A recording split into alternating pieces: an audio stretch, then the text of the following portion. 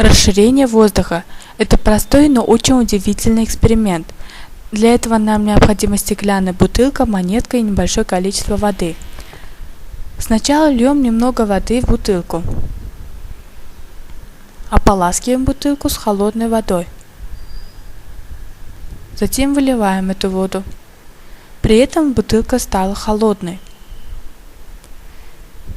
Теперь опускаем монету в воду и помещаем влажную монету в ротовую область бутылки. Теперь с помощью рук обеспечиваем, то есть согреваем нашу бутылку.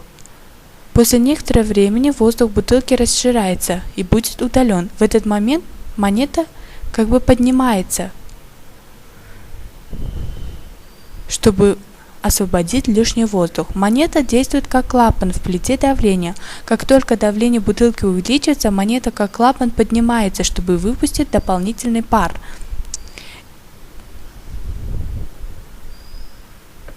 Этот несложный эксперимент нам демонстрирует расширение воздуха.